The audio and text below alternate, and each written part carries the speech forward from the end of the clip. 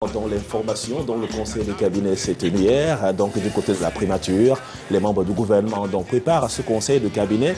On retient également que le budget de l'exercice 2015 qui va s'achever, lui, est 3 746 milliards.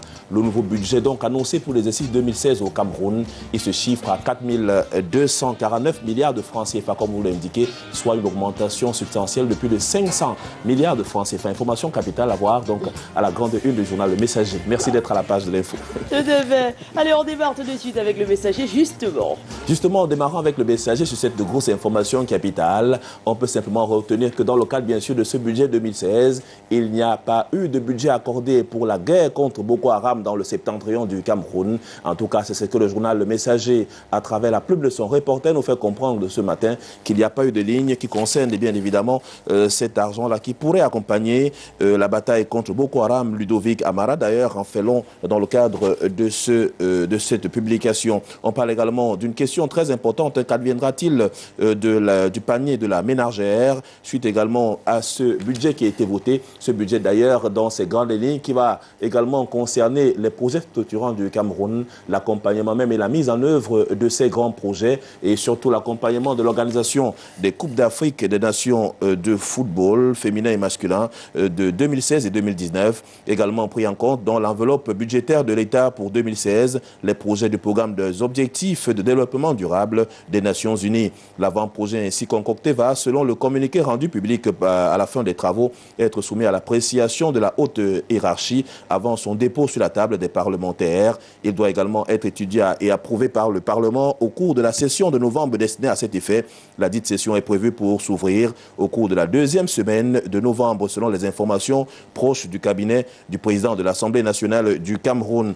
Et puis, autre élément à retenir également ce matin, ce que le journal est tenu d'appeler abus de pouvoir. Une manifestation donc de la dynamique citoyenne est donc interdite du côté de la ville de Yaoundé. Une manifestation qui avait bien sûr été menée par l'organisation non gouvernementale qui entendait pourtant soutenir et tenir une conférence de presse suite sur des procès contre les membres et ces procès qui ont eu lieu d'ailleurs, c'était le mercredi 28 octobre 2015 au tribunal de première instance donc de Yaoundé. On indique également sous la plume de Florette Manédon, notre consoeur du journal Le Messager ce matin, dit que l'affaire Bikoko et compagnie est renvoyée pour le 23 septembre 2015. Parlant bien sûr des litiges fonciers dans la région du littoral, le journal quand même sur quelques fonciers dans l'arrondissement de Douala 3e qui sont donc à la base de plusieurs difficultés, plusieurs problèmes, notamment les populations riveraines. 600 habitants menacés d'expulsion à Douala. Ces propriétaires des terrains contenus dans les titres fonciers 26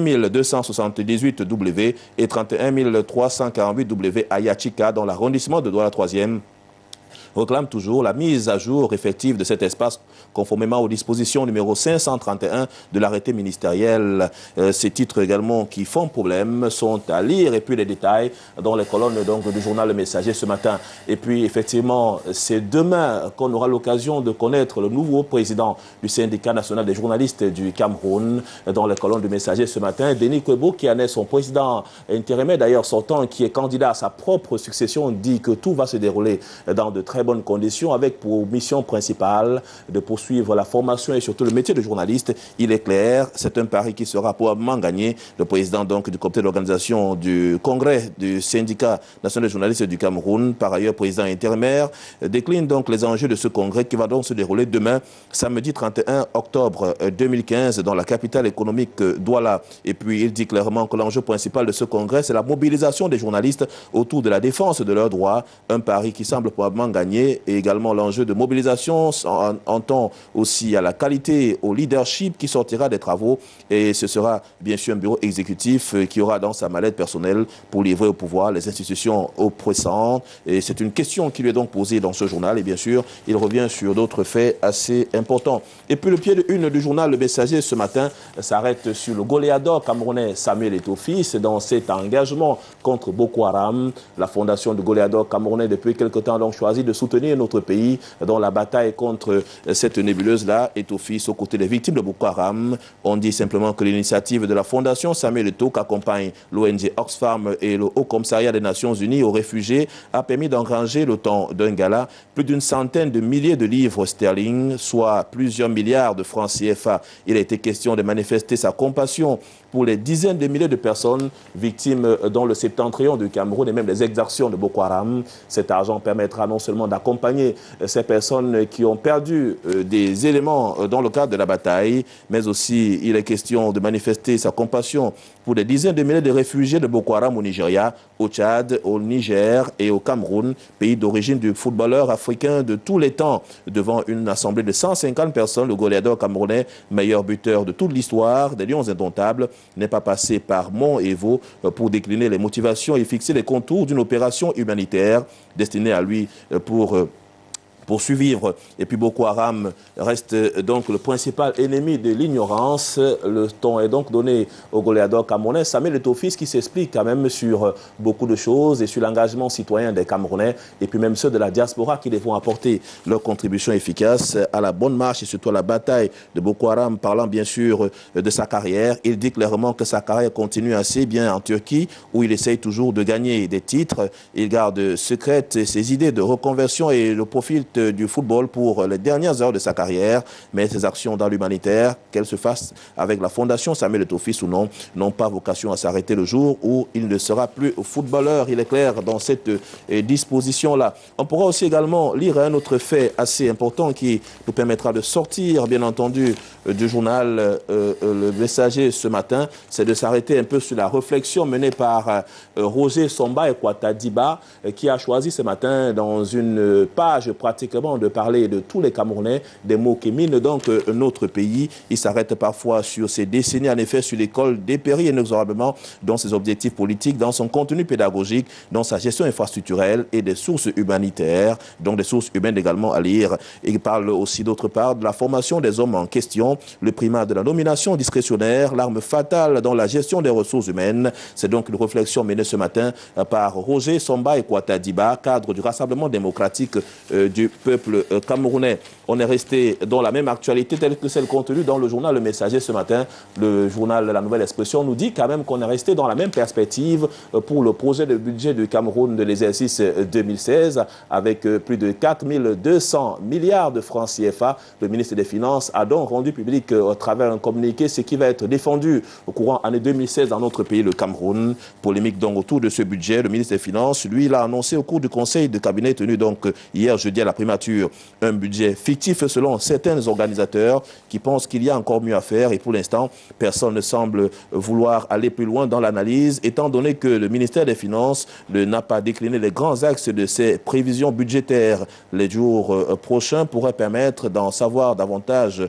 Cependant, l'a annoncé lui Paul Motazi, l'exercice prochain devrait permettre de mettre un accent particulier sur la maturation des projets bêtes noires du plan de développement du Cameroun et surtout selon un rapport rendu public par la Banque mondiale, 50% des projets présentés par les administrations publiques du Cameroun sont inéligibles au système de financement de l'État et des organismes internationaux. D'ailleurs, dans cette mouture, on peut comprendre aisément comment est-ce que notre pays, le Cameroun, va pouvoir récupérer donc cet argent. Et puis le journal indique clairement sous la plume de son reporter ce matin qu'il y aura beaucoup à faire. Frégiste Bertrand Tchouta le dit davantage. Et puis, au tribunal criminel spécial, le cas Jean-Marie Atang-Namebara est encore évoqué. Quelques dossiers qui sont encore en instance là-bas. On pourra bien sûr lire et comprendre 2 ou 3 dossiers qui retiennent encore là-bas. Jean-Marie Atang-Namebara suite donc à cette série de dossiers en instance devant les juridictions compétentes au Cameroun. Autre fait également en sport.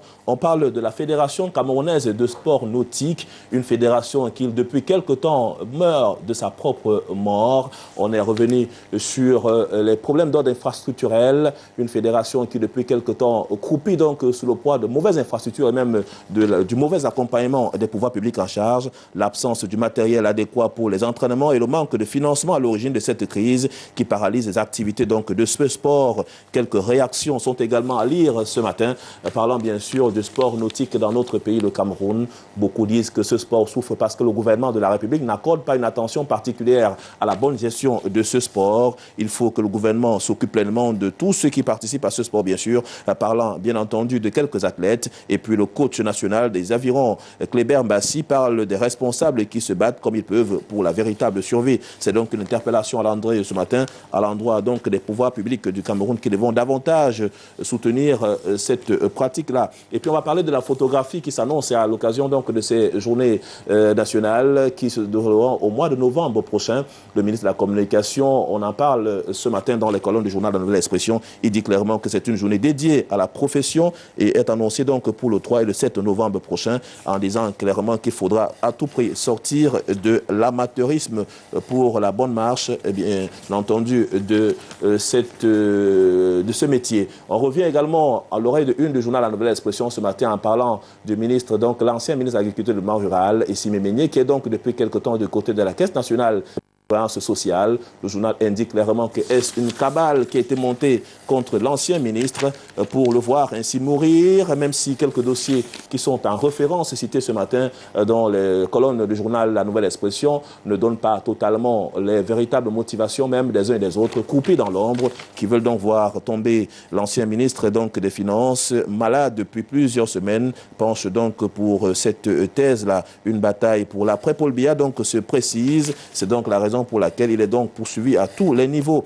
Et puis on va parler d'Europe Plus en allant bien sûr dans d'autres localités, précisément dans la Damawa, en parlant des réfugiés centrafricains qui votent et volent. C'est ce que dit le journal L'Europe Plus ce matin. En participant à quelques séances électorales, il y a d'abord eu un recensement là-bas pour ces réfugiés-là qui occupent littéralement une bonne partie du territoire national. Ces réfugiés centrafricains mobilisés pour l'élection dans le cadre de la prochaine électorale prévue donc fin d'année. L'ambassadeur de la RCA a donc effectué une visite dans la région Château d'eau du Cameroun, où là-bas il a eu l'occasion de s'entretenir avec quelques centrafricains là-bas sur les enjeux même de cette élection présidentielle. Les réfugiés de la Damawa sont désormais rassurés de ce que leur voix compte. Environ 40 000 réfugiés résidant dans la région, 1 000 dans le camp de Borkop, 6 000 à Ngam et les autres ne sont intégrés au sein des populations. Dans l'ensemble, on parle de 107 000 potentiels électeurs répertoriés sur le territoire national. Un électorat que voudrait mobiliser le gouvernement centrafricain pour amener la stabilité donc du pays compte tenu des élections annoncées d'ici le 31 décembre 2015. À lire donc dans le journal Aurore Plus ce matin qu'on retrouvera forcément dans les kiosques. Et puis un autre commentaire, donc celui du directeur de publication Michel Michaud-Moussala qui s'arrête sur les effets néfastes de la drogue dans notre pays, le Cameroun. Mariage d'intérêt, argent facile, indique utile, champ détruit, contact lépreux, circuit huilé, mettre à l'abri la jeunesse camerounaise. C'est donc autant important qui constitue donc son intervention ce matin dans les colonnes de son journal. On va également parler de ce congrès qui se tient donc demain, donc qui verra le nouveau président du syndicat national des journalistes du Cameroun. Le journal Aurore Plus nous dit ce matin que tout est fin prêt pour cette échéance très importante ici même dans la capitale économique du Cameroun. Et puis drame social, on s'arrête sur ces personnes âgées, ces personnes retraitées même, et qui quittent désormais leur service, mais alors que ce sont les personnes qui devaient être accompagnées effectivement par les pouvoirs publics. La une qui barre donc le journal ce matin fait donc état de cela. On a donc choisi au niveau de l'effort camerounais de parler de ce cas social. Les grèves à répétition des retraités réclamant le paiement de leur pension permettent de s'inquiéter de l'insécurité sociale à laquelle chacun est exposé. L'effort camerounais attire dans l'attention des pouvoirs publics sur cette question afin que le travailleur, après sa retraite, ne soit pas forcé de vivre dans l'indigence. On parle que faire pour éviter l'indigence et les humiliations aux retraités. Pourquoi les retraités vivent-ils dans l'insécurité totale? Et puis le droit des retraités et les cotisations sociales, notamment ce qui ne doit pas être considéré comme une aumône, mais plutôt un droit pour les travailleurs qui ont œuvré davantage à travers leurs entreprises pour le développement économique du Cameroun, mais qui ont véritablement épargné, que cet argent à leur retraite devait leur être remis pour leur permettre d'avoir une vie assez conséquente. Également, on parlera du ministre camerounais en charge donc de la communication dans les colonnes du journal L'Europe Plus ce matin, qui dit clairement que du côté de Kerawa, il n'y a eu aucune base là-bas, aucun espace laissé aux terroristes de Boko Haram, et que le Cameroun est bien sûr sur ses différentes positions pour assurer la sécurité et des biens et des personnes. Le parcours réel, le journal de Alex Coco, également dans les kiosques ce matin après une période relative accalmie. Il est sorti pour nous indiquer clairement que le renouvellement des organes de base du RDPC s'est donc véritablement a été lancé depuis quelques temps à Douala. Le président de la commission régionale de suivi des opérations dans le littoral, Benoît Donsoumet, déroule donc le calendrier. Et puisqu'on pourra retenir au niveau de la Fédération camerounaise de football, d'ailleurs en grande une là, la mission du président Tombi Aroko est de faire gagner à nouveau notre pays. Et derrière cette mise en place d'une réelle politique de football au Cameroun, il faut repréciser que l'une des missions essentielles qui sera donc celle du président de la Fédération camerounaise de football, Tombi Aroko, est la réconciliation entre l'ensemble des Camerounais et surtout les acteurs du mouvement sportif qui doivent fumer enfin le calumet de la paix après des années de bataille, de chiffonnier. Il serait urgent de souhaitable d'apaiser totalement les esprits au sein de cette bataille. Et puis les directeurs de publication sont également outillés, sans oublier le développement durable. Le maire de la commune de Baganté, Célestine Ketia Courtes, qui reçoit donc un prix des Nations Unies dans la bonne marche même des activités publiques. Elle a donc reçu ce prix là-bas pour le compte donc de l'exercice 2004 des services publics remis donc à cette dynamique maire de la commune de Baganté et qui est donc honorée du côté de New York, toujours en grande une principale. Donc une interview est menée avec elle par Alex Kokwadan, directeur de publication du journal Le Parcours Réel. Elle parle donc de ses motivations, même de l'engagement de ces populations pour une émergence encore meilleure. Le journal Le Cameroun Matin également, dans les kiosques ce matin, parle du partage du gâteau national, ce qui devait être en principe revendiqué par les différentes populations pour cet équilibre régional qui doit être observé dans le cadre de la répartition même des pouvoirs et même des richesses. Ce matin, on pourra lire l'intégrité territoriale avec la sortie du ministre camerounais de la communication, Issa Tiroma Bakary, qui dit qu'aucune parcelle de terre n'a été léguée aux membres de Boko Haram, que l'armée camerounaise veille bel et bien au grain. Et donc, dans le septentrion du Cameroun, il veille également administration territoriale, de nouveaux gouverneurs qui sont donc nommés. Et puis, le journal fait un parallèle avec toute une ossature sur le passage donc à Douala, dans la région du littoral, du tout nouveau gouverneur de la région, Samuel Ivaha Diboua, qui a œuvré pendant bien longtemps dans ses services. Et puis, un œil tout à fait particulier sur Félix Ngele qui le remplace dans la région de l'Est Cameroun. C'est donc à lire totalement dans les colonnes du journal. Nous allons donc mettre fin à cette revue de presse en sortant avec la dépêche de midi qui s'arrête sur le plan d'urgence mise en place par le chef de l'État avec quelques personnalités clés, notamment les quelques gouverneurs devenus ministres. Voici les nouveaux commandos de Paul Biya, Minette Dibom-Liliken, une femme à haut débit de compétences aux mines Postel, Betty Somo, Ngale Bibé, Ernest Ngwaboubou et Dieudonné Samba, l'homme qui murmure à l'oreille du président de la République. Et puis l'infatigable soldat de Paul Biya marque également l'une des principales articulations, sans oublier le ministre Ange Michel Anguen et le comité de développement de l'arrondissement de Doumentan qui offre des mesures d'accompagnement. C'était il y a encore quelques temps dans cet arrondissement. On parle de ces primes qui avoisineraient les 50 000 francs CFA et justement 50 000 qui représentent les pensions universitaires. C'est pour les élèves qui ont donc reçu leur baccalauréat. Et puis on va donc terminer avec cette présentation du ministre donc en charge de l'eau et de l'énergie au Cameroun, le Dr Basile Atanganakouna, qui redit ici la confiance qu'il a été accordée par le chef de l'État pour poursuivre les projets structurants engagés dans notre pays, surtout dans le secteur de l'eau et de l'énergie. Mesdames, Messieurs, merci infiniment de nous avoir suivis. On vous souhaite très bon week-end également à vous, Soflane, en espérant vous retrouver lundi prochain avec le même sourire, le même plaisir et surtout la même réactivité. Merci beaucoup, Serge Bondier. Bon week-end à lundi. Lundi, vous serez en compagnie de Jason Black. Tout de suite, on se rend à Yaoundé pour retrouver Karel Mezatia. Très cher, c'est à vous. Bonjour, Karel.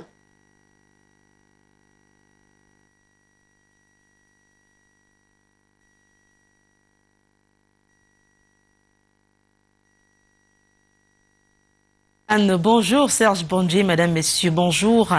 Plaisir renouvelé de vous retrouver ce matin pour la deuxième partie de la lecture des unes des journaux en direct de la capitale politique camerounaise Yaoundé. Revue de presse suivie au même moment, vous le savez déjà, sur Suite FM et Kiss FM. Bienvenue.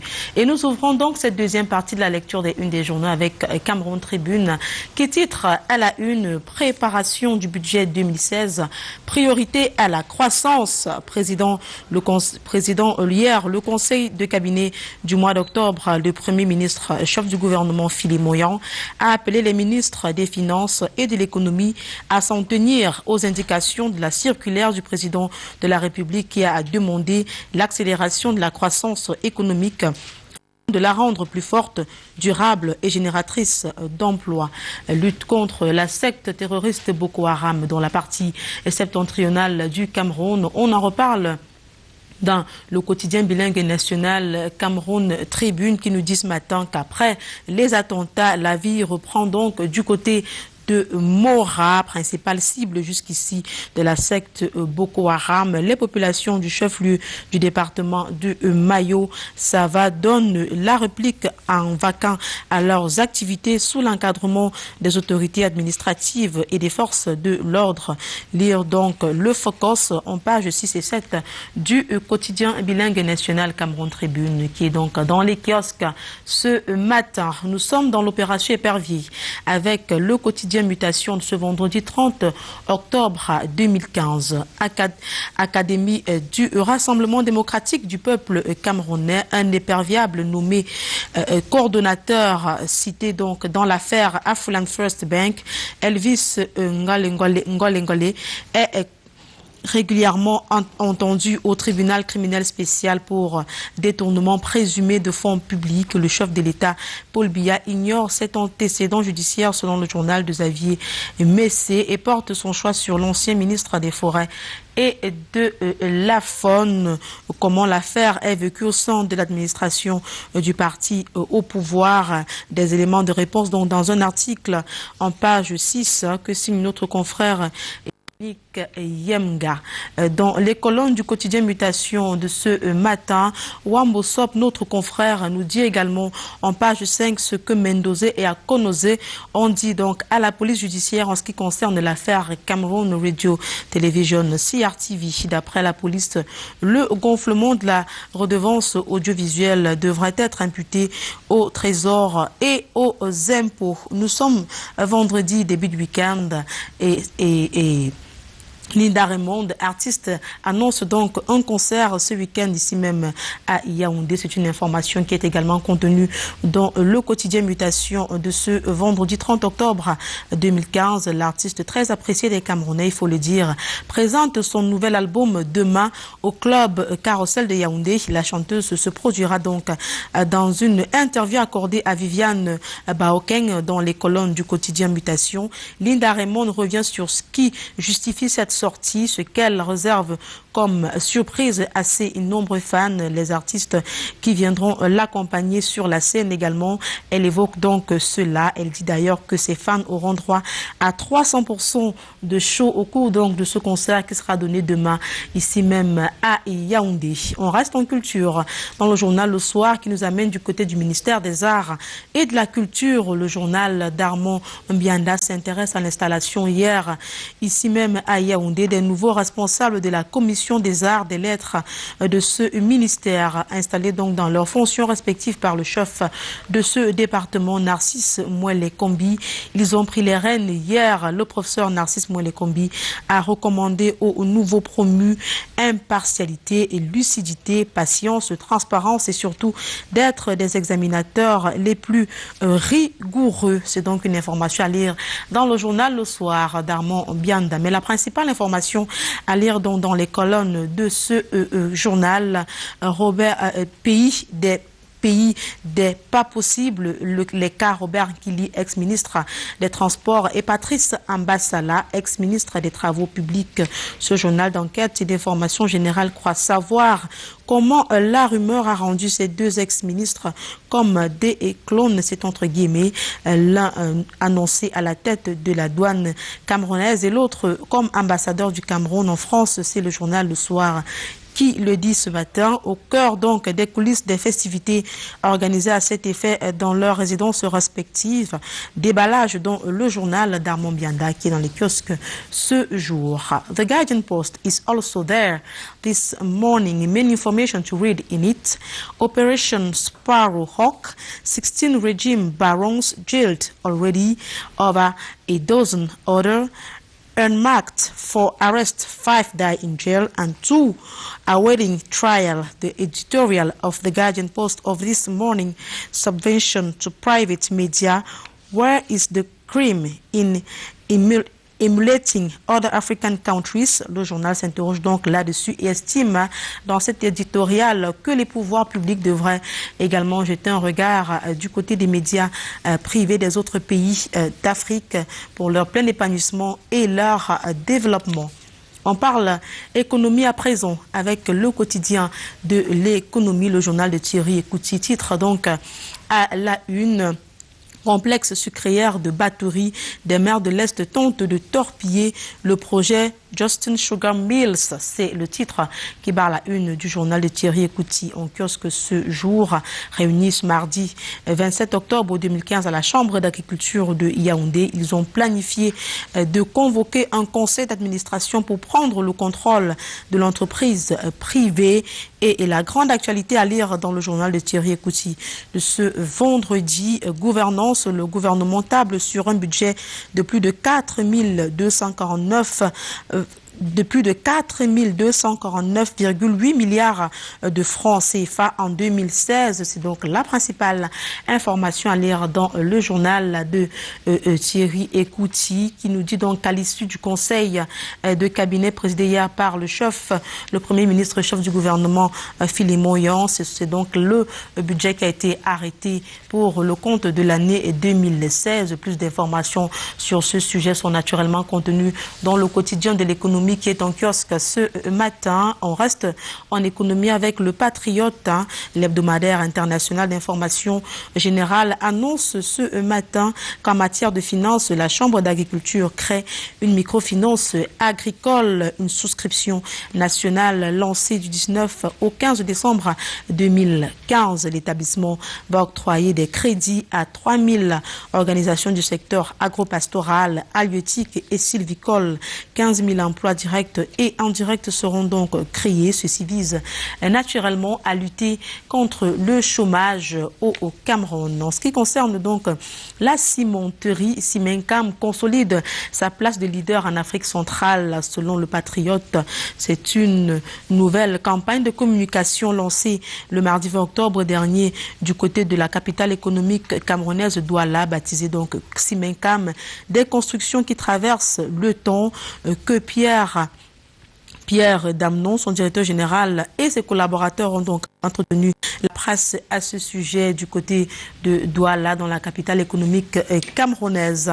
On parle politique à présent avec l'essentiel qui est également dans les kiosques ce vendredi 30 octobre 2015. Groupement des femmes d'affaires du Cameroun qui veut salir la mémoire de Françoise Fonning, de regretter mémoire justement, en convoquant donc une assemblée générale extraordinaire le 21 octobre dernier. Brigitte Sopo Ngale a remis sérieusement en cause les idéaux de rassemblement et de paix prônés par la défunte présidente fondatrice. Elle donne donc d'amples informations à ce sujet dans cet article contenu dans le journal L'Essentiel qui est dans les kiosques ce vendredi matin. On reste en politique avec Dossier d'Afrique qui s'intéresse au renouvellement des organes de base du Rassemblement démocratique du peuple camerounais, principalement dans l'Undé, c'est dans la région de l'Ouest Cameroun. Le journal présente les responsables de la commission départementale, l'honorable Ndjoron Frédéric, Madame Ngachou Lisette, professeur Wete Francis et Ngenang Joseph Désiré sont donc là les responsables de la commission départementale dans cette partie du pays. Le journal évoque également les candidates de l'OF-RDPC Bassamba. Elle, c'est Madame Madame Tami, épouse Quilon Rosalie, qui est donc candidate du côté OF-RDPC Bassamba. OF-RDPC Ndénor, Célestine Kecha Cortés est donc candidate dans cette partie du pays. Ce sont donc les populations qui ont demandé à ce qu'elle soit candidate. Et elle a donc voulu faire honneur donc à ces populations qui la soutiennent au quotidien dans son action du côté donc du Ndé. Et le journal fait également le portrait de Glotaire Yomfoteke, c'est le directeur général adjoint du FOSEP, de FOSEP SA Microfinance, dossier d'Afrique, revient également sur les travaux du ministère de l'Habitat et du Développement urbain, nous fait comprendre que les travaux avancent normalement. Les détails et les images sont donc dans ce numéro de la page 6. À la page 7, dossier d'Afrique présente donc le niveau d'évolution des travaux du ministre de l'Habitat et du Développement urbain dans ce journal qui est dans les kiosques ce matin. Et puis, toujours en politique, UDC Info est en kiosque ce vendredi 30 octobre 2015. Le journal évoque ce matin le message du président national de l'Union démocratique du Cameroun, convocation, instruction, décision, lettre circulaire, lettre ouverte, déclaration de l'UDC. Autant d'informations contenues dans ce numéro spécial en kiosque ce matin. Concours de la police, on en reparle avec Prospective Nouvelle qui est dans les kiosques ce jour. L'hebdomadaire d'information générale, d'enquête et d'analyse de Jean-Baptiste Biaye nous fait savoir que la présidence bloque la liste. C'est le journal qu'il dit ce matin. Les candidats aux abois à travers tout le pays piaffent d'impatience et dénoncent des tripatouilles au sommet 6 mois après les concours directs pour le recrutement des commissaires de police, des officiers de police, des inspecteurs et gardiens de la paix en février, mars et avril 2015. Les admissibilités à ce concours ne sont pas toujours connues. Les candidats aux abois donc piaffent d'impatience et dénoncent des tripatouillages au sommet. C'est l'article que signe d'ailleurs Jean-Baptiste Biaye, le directeur de publication, qui revient plus amplement sur cette information et met en exergue donc l'impatience des différents candidats qui ont donc concouru, qui ont donc écrit pour pouvoir faire partie donc des personnels de la délégation générale à la sûreté nationale ici même à Yaoundé. Sport également au menu de Prospective Nouvelle de ce jour. Le journal revient sur le Grand Prix Chantal Biya et présente la première dame du Cameroun en communion avec les cyclistes à Meyome Sala. Toujours chaleureuse, elle garde ce grand sourire auprès des cyclistes qui ont participé au Grand Prix qui porte son nom. Information à lire dans Prospective Nouvelle qui est dans les kiosques ce matin. C'est avec le sourire que nous mettons également un terme à cette deuxième partie de la revue de la lecture des unes des journaux en direct de la capitale politique camerounaise Yaoundé. Mais avant de partir, on souhaite un joyeux anniversaire, un happy birthday à Maître Nkwanjom Daouda, avocat au barreau du Cameroun. Elle a donc un an de plus aujourd'hui. Joyeux anniversaire à vous. Sauf l'âne, je vous retourne l'antenne et on se dit à très bientôt.